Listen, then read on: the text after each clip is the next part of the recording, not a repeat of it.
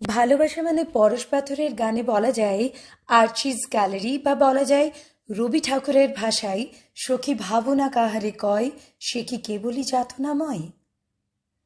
অনেকের হয়তো এগুলো শুনলে ছোটবেলাটা খুব মনে পড়ে যায়।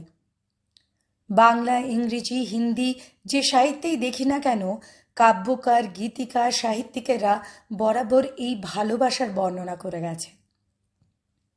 সেইভাবেই বলা যায় আমরা আমাদের সবার ভালোবাসা বা ভালোবাসা মানুষদের হয়তো মনের মণিকোঠায় সযত্নে তুলে রাখি।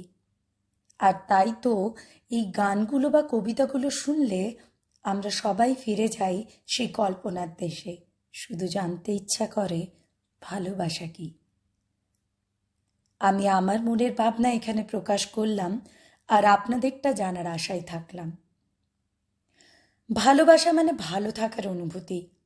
ভালোবাসা যা তোমায় তোমার মতো করে গ্রহণ করবে, যে তোমার সব কিছু বলার আগে বুঝে নেবে, যে তোমায় দরকারে বকবে না, বরং দরকারে প্রয়োজন হয়ে উঠবে, যে তোমার ক্রাইম পার্টনার হবে আর কোনো কিছুতে বাধা দেবে না, কিন্তু কিছু বিপত্তি হলে তোমার পিছনে এসে দাঁড়াবে।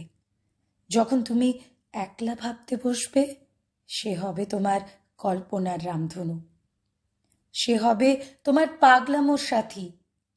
আর সারাদিন পর যখন তুমি ক্লান্ত শ্রান্ত হয়ে ফিরবে, সে শুধু হেসে বলবে, ভালো আছো, কেমন কাটলো তোমার সারাদিন, আর তার সাথে দেবে বুক ভরা আলিঙ্গন।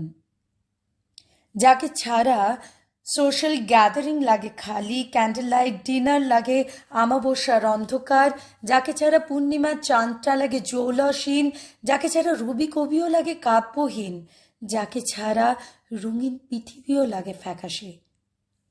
যদি সেই মানুষ জীবনে চলার পথসঙ্গী হয়ে ওঠে, তবে জীবন হয়ে ওঠে সুন্দর কাব্যে ভরা। যাই হোক, এটা তো গেল আমার ভাবনা। বাই দ্য ওয়ে, আপনাদেরটা কি?